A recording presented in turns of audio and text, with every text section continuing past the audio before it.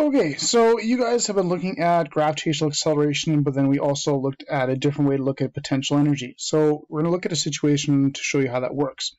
Now, here's a spaceship above the Earth, and what's going to happen is, for whatever reason, the spaceship it's broken down, and the spaceship is going to fall down to the Earth. Okay, so what we're going to do is we're going to find out how fast is that ship going when it actually hits the Earth. So when it actually impact speed, I guess, so to speak. So how fast is it going when it actually hits the Earth? And we are going to use energies for this. So if we start up here, at the very, very top here, this ship has potential energy. So it has gravitational potential energy, which is gmm over r. Okay, so we've done this calculation, or we've done this expression before, so we can use this to find out how much potential energy the ship has in, so I'll call it position 1, radius 1, where it starts. Now the radius for this will be from the core of the Earth, so that'll be the radius of the Earth plus the 12,000, and we can use that in order to figure out how much potential energy it has. Okay, so if we do that calculation, we can find out the initial potential energy of the ship. So putting that all together, we are going to have about 2.803 times 10 to the 11 joules of potential energy up there. Okay, and now what's going to happen is the ship is going to fall down. Now, as the ship falls down, its potential energy actually gets bigger because the radius gets smaller.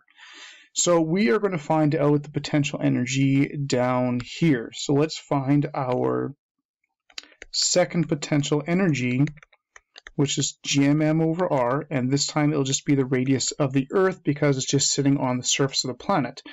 And the potential energy will have gotten smaller. Or not smaller, the potential energy will have gotten bigger because the radius has gotten smaller. So having, if we put those numbers in, gmm, those haven't changed, the radius of the Earth in there. Now our potential energy should be higher. It didn't go a huge distance compared to the size of the planet, so it'll go up a little bit. Looks like we have 2.8086 times 10 to the 11 joules. So we went from 2.8033 up to 2.8086, so it got bigger. Now, we talked about this before, it's not about how much energy you have, it's about how much your energy changes. It's the change in energy is super, super important in this. So we don't really care about how much potential we have here. We don't really care about the potential there. What we want to know is what is the change in potential energy. So all we have to do is take those two and then we can subtract them and we can get the change in potential energy. Okay, so if we subtract those two, we will get a change in potential energy of about 5.3 times 10 to the 8 joules. Now, not only is this the change in potential, this is also going to be the change in kinetic energy. So it had no kinetic energy up here, and it gained it as it went down. And the change of potential is going to be equal to the change in kinetic. So since I know that is the change in kinetic energy, I know that this is going to be equal to the 1/2 mv squared, and I can solve for how fast the ship is going when it hits the surface. So just your basic classic kinetic energy expression. So we'll take that change in energy, we can times it by 2. We'll divide it by the mass. Make sure you divide by the mass of the actual ship itself, because that's the thing with kinetic energy. And also don't forget to square root it. And we can find out how fast it's going when it hits, which is about 490 meters per second. And that's how fast it's going to go when it hits. And if you try and use the other, mgh equals 1/2 mv squared, it's not going to work very well. You might get close-ish for this one, but it's not going to work out very well. Now, the other part that kicks in is not only is this the change of potential energy equal to the change of kinetic energy, it's also equal to something else. Because what often connected potential energy and kinetic energy in the classical stuff that you guys did? Well, good old-fashioned work. So not only is this the change of potential is equal to change of kinetic, this is also the work that was done to bring the ship down. So again, it's all about how much, it's not about how much you have, it's about how much the energy changes. So there was 5.3 times 10 to the 8 joules of work that was done. And one of the great things that you can find out from work is force. So we could actually calculate how much force was actually used to bring the ship down. Now, one of the biggest mistakes people make in a question like this, if it asks for the force, is they'll try and use the GMM over R squared to calculate the force of gravity. No, that is not going to work out very well, because the force of gravity changes so much from one position to the other position, especially with the inverse square law. It works a lot better to use energies. Now, the only thing, of course, is when you use work equals FD, this will give you the average force, which is perfectly fine, no big deal. So if we do that, the work would be the 5.3 times 10 to the 8, and we'll divide it by the distance that it traveled, and the distance it traveled is the 12,000.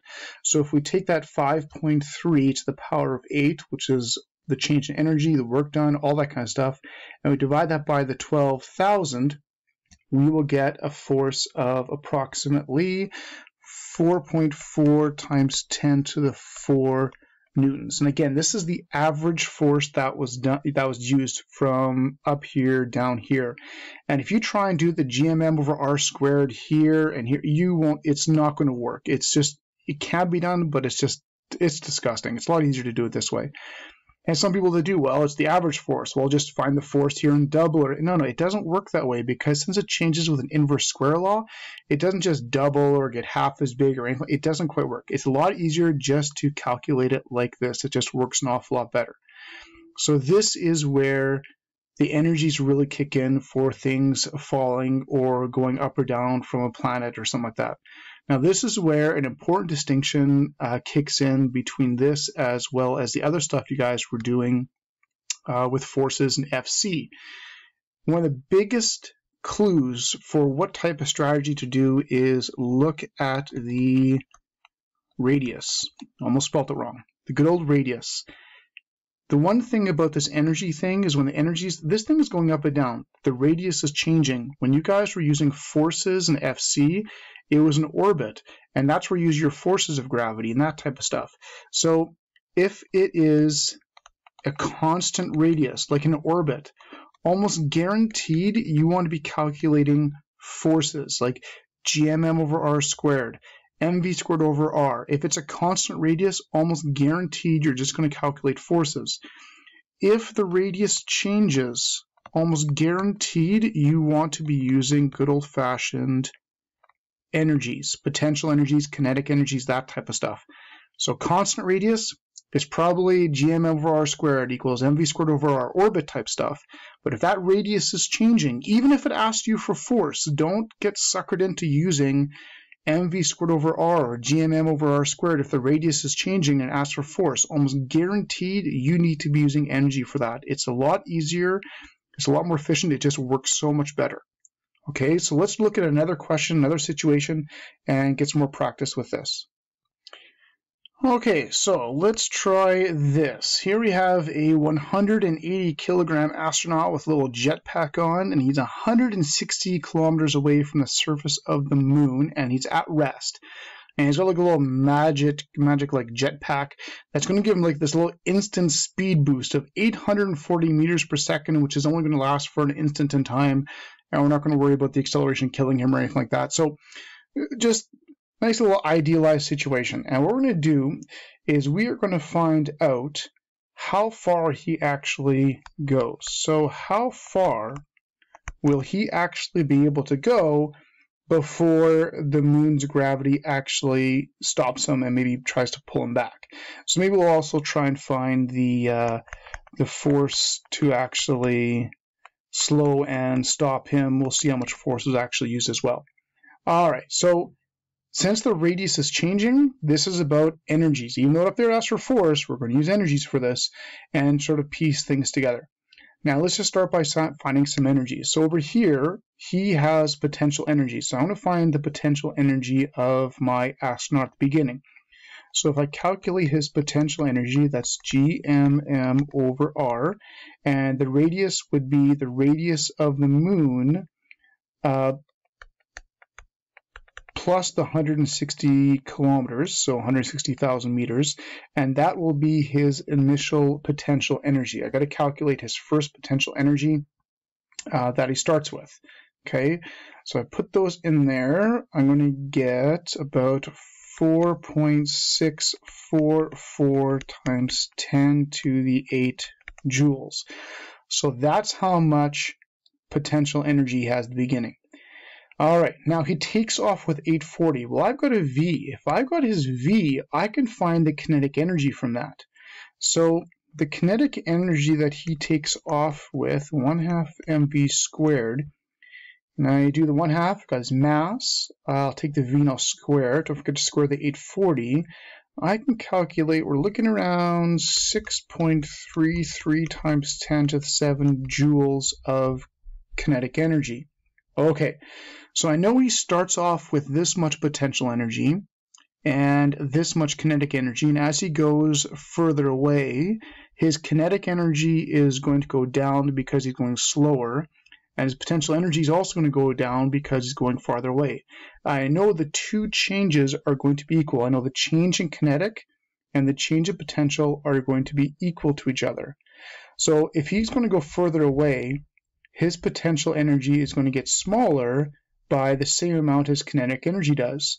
So all I have to do to find his new potential energy out here, all I have to do is take that potential energy that he started with, that's this one right here, minus the kinetic energy, because the change in potential has to be equal to the change in kinetic. So my kinetic is going to change by 6.33, so my potential is going to change by 6.33, and the potential is going to get smaller. So if I subtract the two, I can get my new potential energy, and some rounding and stuff should end up with like 4.011 times 10 to the 8 joules. Now that I have his new potential energy, I can use that to find out his new radius. So that 4.011 times 10 to the 8 is going to be equal to GMM over, I'll call it radius number 2. All right, I've got my G, I've got my M, I've got my M, I've got my new potential energy. I can solve for my second radius. So my second radius will then be his radius at his new location way over there. So my new radius is about 2.2 times 10 to the 6 meters. Well, if I go back to the very beginning, the radius that we used out here, the first radius we used was the radius of the moon plus the 160,000. That first radius we actually used over here was about 1.9 times 10 to the 6. That's the value that you should have used in there. Well, if we've got the first radius was 1.9 to the 6, my new radius is 2.2 to the 6, all I have to do is subtract them, and I will know how far he went. So 2.2 take away 1.9, we're looking at 0.3 times 10 to the 6 meters, and that would be the distance that he traveled, or 300,000 meters. Okay, now if I want to find out how much force was used, well, that's no big deal. Force is equal to, it'll be the average force, is going to be equal to the work done divided by the distance traveled. The work done will be the change in potential as well as the change in kinetic, which was this right here. The distance traveled will be that distance right there, so we can divide the two and we can calculate the force that was actually used. And if we divide those two out, we should get probably around 210 newtons in order to actually slow and stop our astronaut. Okay, so here's a nice little question with, again, the whole change in energy idea. It's actually very similar to the classical mechanics stuff you guys did. Change in potential can give you change in kinetic, can give you the work done. It's all the same ideas. Just the potential energy formula is a little bit more fancy schmancy, but it still works. You also got to keep in mind that as you get further away, the potential energy gets smaller instead of bigger, but just be careful. As long as you change in energies, it works out to all the same ideas.